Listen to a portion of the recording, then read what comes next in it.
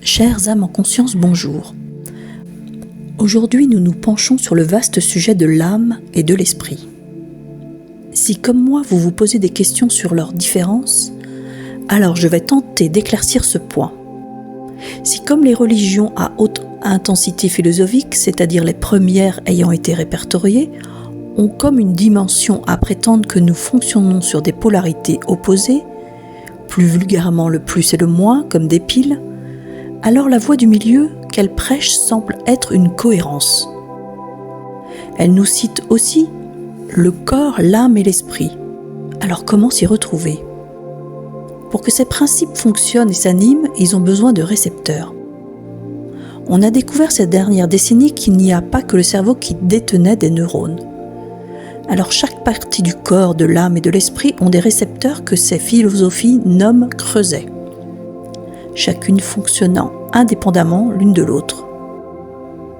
Pour que l'on puisse prétendre être différent des animaux, nous détenons un quatrième creuset, celui de la métaphysique, qui nous fait prendre conscience de notre différence et de prétendre à croire en quelque chose de plus grand que nous. Sans vouloir offusquer personne, il semblerait que notre polarité négative soit reliée à la terre et à la matière, soit notre âme. Celle-ci habitant notre partie corporelle se situant au niveau du ventre et la partie émotionnelle en relation à la région du cœur, qui elle aussi en détient. Si nous fonctionnons comme des piles où l'électricité nous parcourt, alors cela semble logique. La polarité positive, reliée elle-même sur une fréquence se trouvant dans l'univers, abrite le creuset de l'esprit et de la métaphysique. Donc l'âme et l'esprit sont distincts, mais ne peuvent être dissociés, d'où la philosophie de la voie du milieu, sinon pas de vie possible. Et pour compliquer le tout, pour que cela fonctionne, nous possédons 5 sens, qui nous font interagir avec l'extérieur. Tout cela réuni fait que nous sommes vivants, mais que parfois certains déséquilibres se font sortir, car certaines parties de nous sont soit en trop ou moins d'énergie. Je reviendrai sur une autre vidéo pour débattre des 5 sens, car eux aussi méritent une réflexion. L'âme et l'esprit sont comme un homme et une femme se rencontrant et partageant la même maison. Pour que cela fonctionne en toute cohérence, chaque partie doit s'accorder avec bienveillance, et en prendre conscience nous ramène à une paix certaine. Bien évidemment, si cela était simple, ça se saurait. Mais en comprenant nos propres forces intérieures et les mécanismes qui s'y jouent, nous pouvons déjà mettre en place une logique et un sens à notre vie.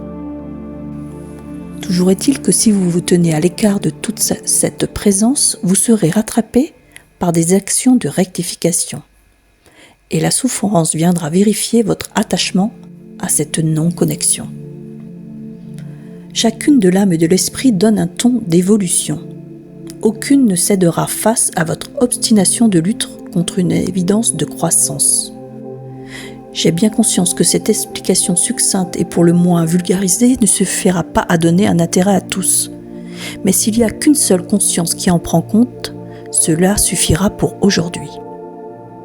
Toute cette réflexion est la mienne après avoir fait des années de recherche sur une démarche de compréhension de ce qui m'habite.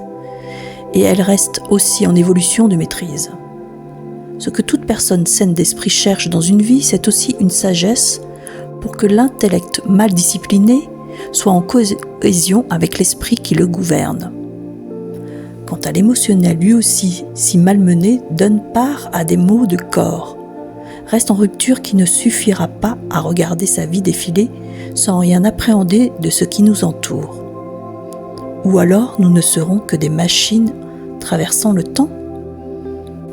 Je reste circonspecte sur une attitude du néant des valeurs qui nous parcourt et je souhaite amener une lumière sur votre conscience en éveil. Je vous remercie pour l'écoute généreuse que vous me faites et du partage d'informations que je vous offre.